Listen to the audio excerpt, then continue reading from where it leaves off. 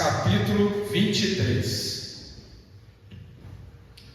Estamos chegando no final da história de Abraão, né? Tem esse 23, tem o próximo, tem o outro. 3 cultos, eu acho que a gente acaba. 3 ou 4, no máximo. Então, dando sequência, peregrinação de Abraão, Gênesis capítulo 23, versículo 1. Amém? Então, vamos lá. Lembrando que o último capítulo, Abraão, né, passou por toda aquela experiência com Isaac, né? E aí vem a informação que os parentes dele da Mesopotâmia estão lá com um clã, uma comunidade grande. E aqui estamos introduzindo a história de Rebeca, amém? Que vai aparecer daqui a pouco, a esposa de Isaac. Olha como é que a Bíblia ela tem uma fluidez. Introduz Rebeca no final do capítulo 22 para dizer o que acontece no capítulo 23. Ela é claramente uma transição. A matriarca, certo? Que substituiria Sara. Rebeca é introduzida na história porque no próximo capítulo Sara morre. E é isso que fala o início do capítulo 23. 23, versículo 1. E foi a vida de Sara 127 anos. Estes foram os anos da vida de Sara. E morreu Sara em Kiriat Arba, que é Hebron, na terra de Canaã, e veio Abraão lamentar a Sara e chorar por ela. Amém? Triste. Sara faleceu. Irmãos, uma curiosidade. Você sabe que Sara é a única mulher que nós sabemos com quantos anos morreu na Bíblia? É a única mulher que sabemos a idade que morreu. Ela morreu com 127 anos. Deu bem, né, irmão? Deu bem. Deu pra caramba. Graças a Deus. Ô vida abençoada. Não vou cansar vocês não, mas depois procura lá em Hebreus capítulo 11 e em Pedro, onde Sara é exaltada. É uma mulher que está no rol dos heróis da fé, porque ela creu em Deus e foi abençoada pela promessa de Isaac. Cometeu os erros, já como todos, barrigo antes da hora, todos nós erramos, foi abençoada. E depois ela é tomada, Pedro, como sendo um exemplo de mulher. Amém? Ela é um exemplo de mulher. Então é uma mulher que realmente que nos inspira. Viveu 127 anos e faleceu.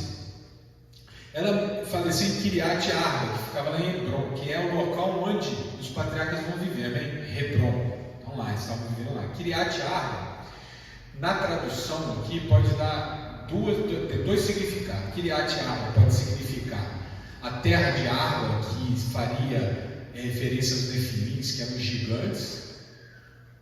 Ou então Arba pode significar os 4.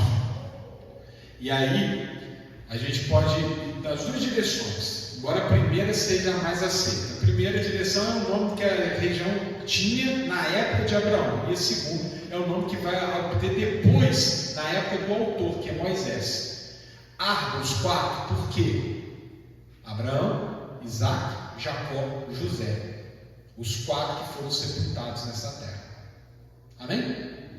Então pode ser referência aos nefilins ou pode ser referência aos 4. Se for os 4, claro que Abraão me chamava de Kiriat Arba. Quem chamou foi Moisés, que viu que os 4 estavam. Vocês sabem que Moisés levou os ossos de José de volta para a Terra Santa, né? Vocês sabem disso.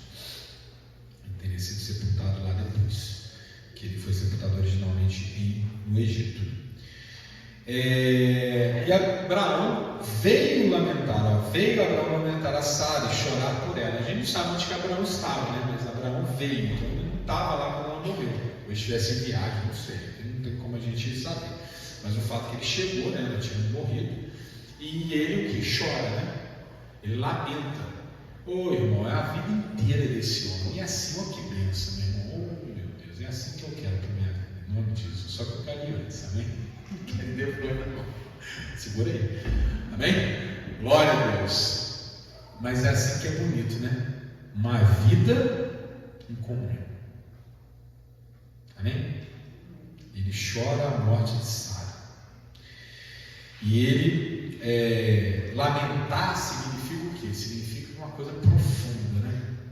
Não é um negócio, só um chorinho, né? Lamenta, aquilo pega ele mesmo, né? E a maior homenagem que Abraão podia fazer a Sara é o que acontece na frente, o que mostra como é que Sara era importante. Sara acaba sendo a consumação da promessa. Olha que lindo. Olha só, Deus o tempo todo está falando para Abraão: você vai ter um filho, vai ter um filho, vai ter um filho, não é isso? Junto com vai ter um filho, vai ter um filho, tem uma outra promessa que acontece aqui do lado. Qual que é? A terra. Não é isso? Vai peregrinar para aquela terra. Você será peregrino em terra estrangeira, mas no futuro que não será seu, da sua herança, da sua descendência. Moisés está escrevendo esse livro, meu irmão, meu irmão, minha irmã. Moisés está escrevendo esse livro de Gênesis, preparando o povo para entrar na terra prometida. Não é isso? Ele tirou o pessoal do Egito, o pessoal estava acampado no deserto, preparando para invadir a terra prometida. Então não é uma palavra qualquer. A terra é muito importante. Depois em Hebreu a gente descobre que a visão de Abraão não era bem só essa terra. É aquele real refúgio onde descansaremos na eternidade. A terra que não é essa terra. Mas para o povo, essa terra era muito importante. Essa daqui, ó, o chão. Tanto é importante que estão brigando por ela até hoje. Meu irmão, a morte de Sara leva à consumação da promessa. Até que Abraão não tem um dedo de terra. Nada. Vocês perceberam? Ele não tem terra. Lembra que ele furou o poço, teve que disputar o poço? Ele não tem terra. Ele é estrangeiro. Ele foi para o Egito. Ele foi para a terra dos filisteus. Ele ficou perto de Sodoma e Gomorra. Agora ele tem Hebron. Mas a terra não é dele. Até agora. Na hora que Sara vai embora, ele fala: agora eu vou ter uma terra, porque a minha esposa vai ser sepultada. Eu tenho que ter um sepulcro para minha esposa. Sabe quem tinha sepulcro nessa época, meu irmão? Reis. Lembra que Jesus, quando não tinha um homem rico que levou e sepultou Jesus? Quem tinha sepulcro, meu irmão? Só gente da elite. É uma homenagem. Mostra o tamanho do amor que Abraão tinha por Sara. Depois se levantou Abraão e diante do seu morto e falou aos filhos de Et, dizendo: estrangeiro e peregrino sou entre vós, dai-me possessão de sepultura convosco, para que eu sepulte o meu morto de diante da minha face. Amém? Então é a primeira vez que ele vai falar com o povo que tinha posse daquela terra, que quer um pedaço daquela terra, que precisa sepultar a esposa. Ele não aceita que a esposa não seja sepultada e que ela seja sepultada em outro lugar, ela seja sepultada na terra prometida. É o primeiro palmo de terra que Abraão vai adquirir. Irmãos, uma outra informação histórica: filhos de Et, não vai dar tempo agora não, mas está lá. Esses são os hititas. Os hititas eram os cananeus originais. Eles vieram do ramo de Canaã, amém? São tataranetos de Canaã. E depois vai ter um ramo dos hititas que vai se desenvolver na Anatólia, que é a atual Turquia. E esses hititas vão invadir o Egito e dominar o Egito, amém? Isso tem tudo a ver com a história de José, que nós vamos falar lá na frente. Mas já fica essa informação: filhos de Et, hititas. Os hititas são um pouco poderosos. Nós temos muito registro histórico desses caras. E eles estavam em Canaã. E é com eles que Abraão vai negociar. E aqui a gente tem uma cena de negociação muito bacana. Como é que era a negociação na época? Registro bacana, né?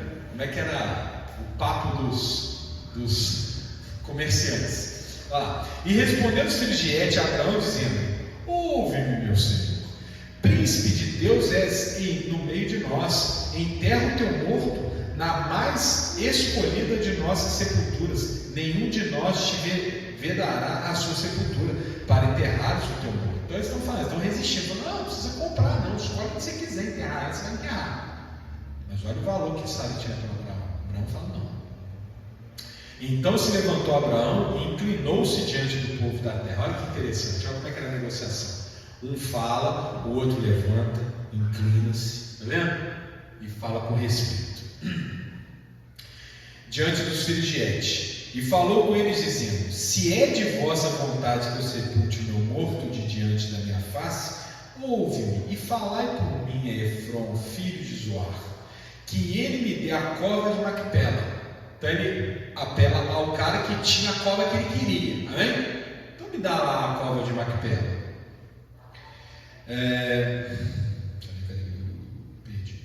Que tem no fim do seu campo, que me dê pelo devido preço em posse de sepulcro no meio de vós. Ou seja, me vende aquele sepulcro de Macpela. Ora, Efron estava no meio dos filhos de Et. Efron estava lá, era um dos interlocutores. E respondeu Efron a Abraão, aos ouvidos dos filhos de Et, de todos os que entravam pela porta da sua cidade, dizendo. Só uma pausa, olha que lindo isso aqui. Irmão, é um livro, um tratado de historiografia isso aqui. Lembra que eu falei que Ló ficava na porta? E aí eu disse, Ló devia estar entre os principais da cidade, porque quem ficava na porta? Os juízes, os governantes e os comerciantes. Mas não comerciantes assim, grande comerciante, que faziam grandes, transações. E por que a porta? Meu irmão, naquela época tinha cartório? Não tinha cartório. Então como é que as pessoas faziam, davam fé pública aos negócios? Fazendo onde tivesse mais gente observando. Amém?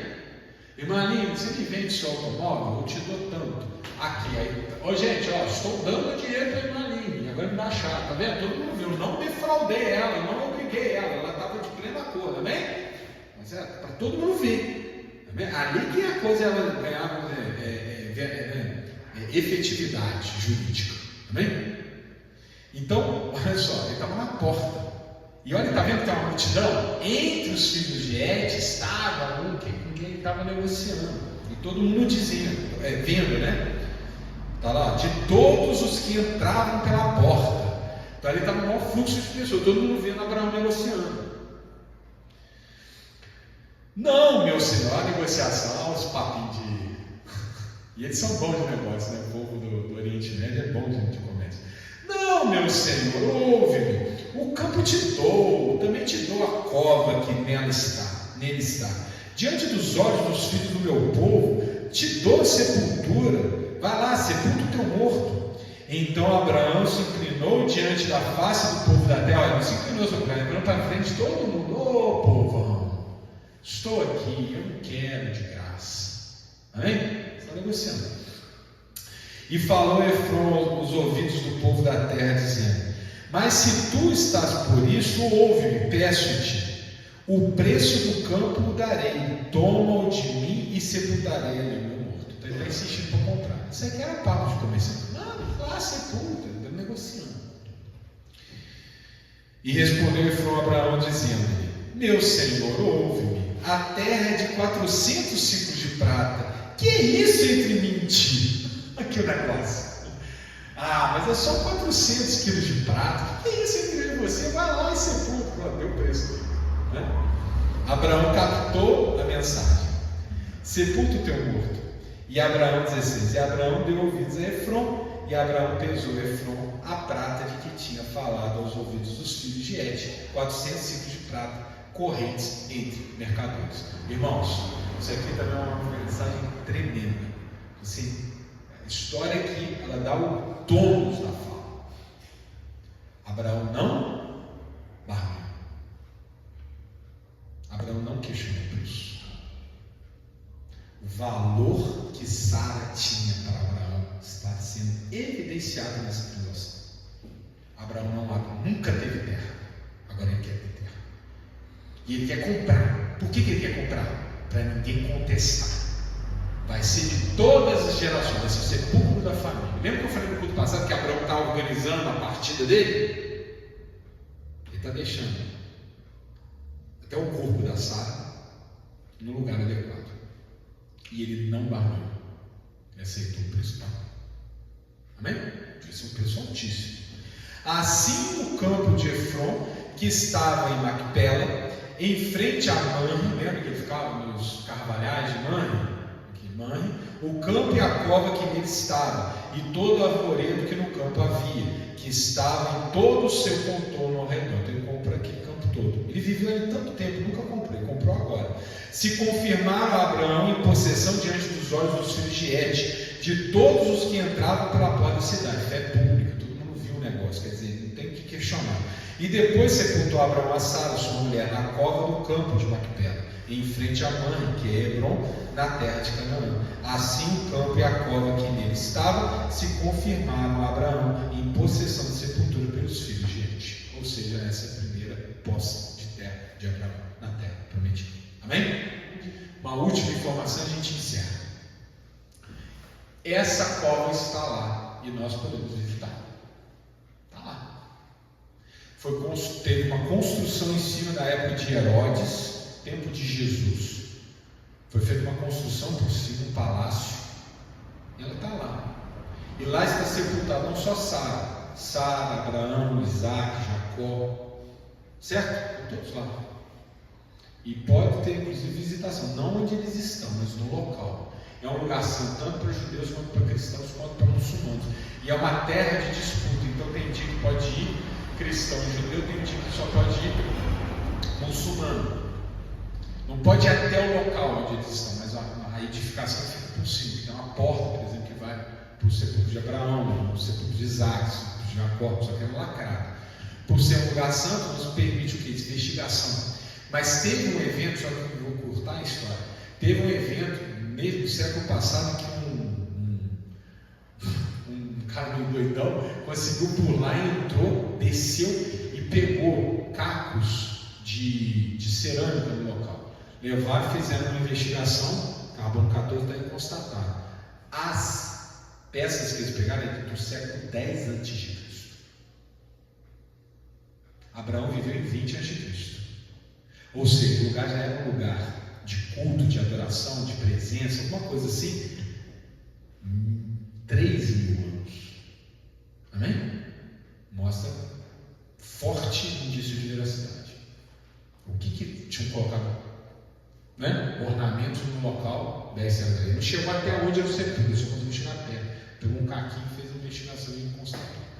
Então, está lá, esse local aqui, que pode ser visitado. Quem tiver curiosidade, procura aí no YouTube e tal, tem muita informação. Amém? Glória a Deus.